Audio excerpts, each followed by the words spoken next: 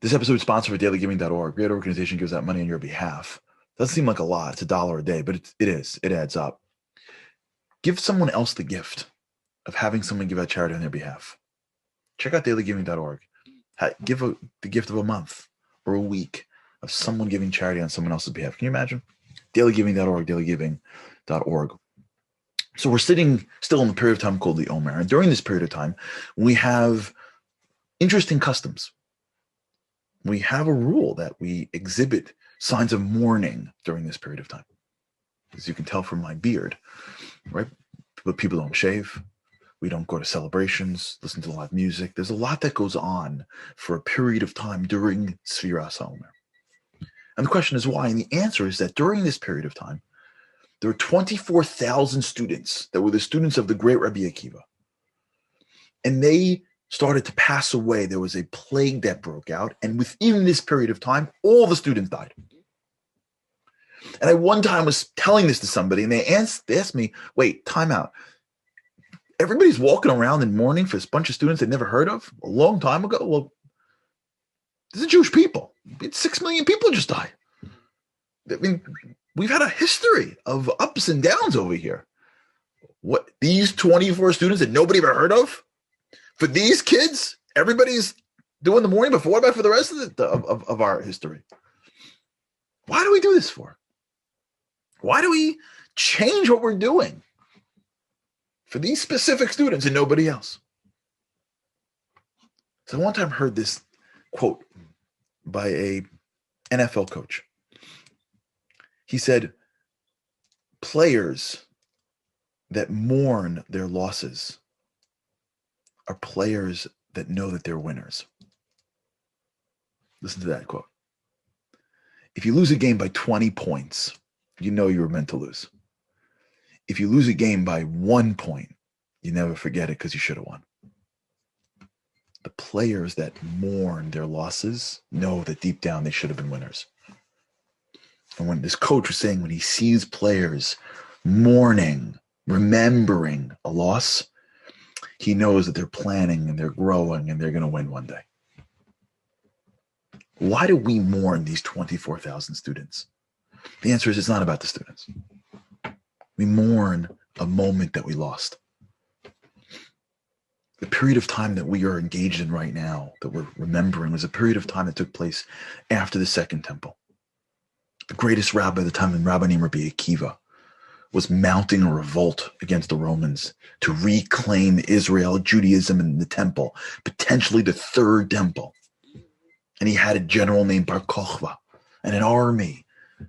And he had students, the physical force, the spiritual force, and the leader, the greatest man of the generation. Everything looked like it was ready to go. The arms, the soul, the leader. And just when we were beating the Romans and pushing them out of Israel, a plague broke out amongst the students. They hadn't treated each other with a certain level of respect at their level. There was a crack in the foundation.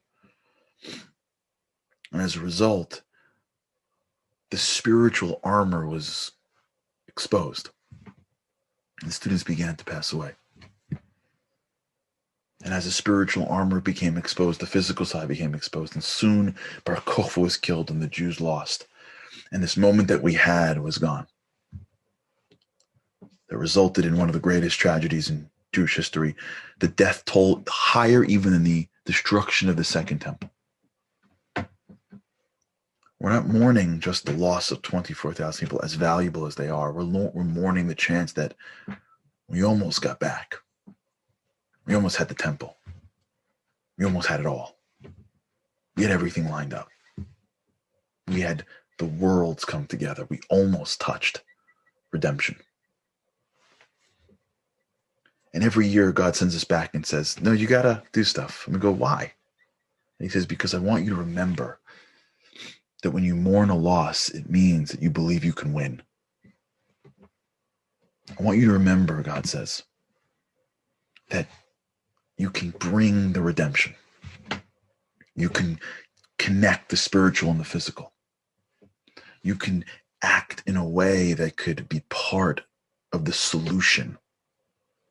Everyone is part of the potential of what the Jewish people could be. And until you see that third temple, we're not there yet. And we can get super close. And we've never been closer. We've never been closer than we are right now. But we're not there yet.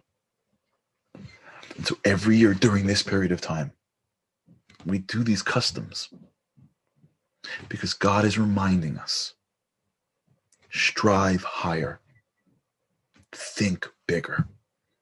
You're part of something. Your actions matter.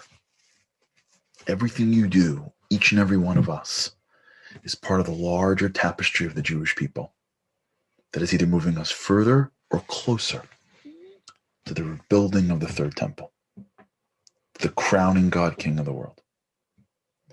And during this period of time in particular, which is really, this is the last week till next week when it all changes. But during this period of time in particular, we remember that although it may be a little uncomfortable, whether you keep the customs or you don't keep the customs, everybody, we're all going through this together. And remember that we remember this period of time and we honor this period of time, not because we like mourning, because God wants us always to have our sights on greater and greater victories.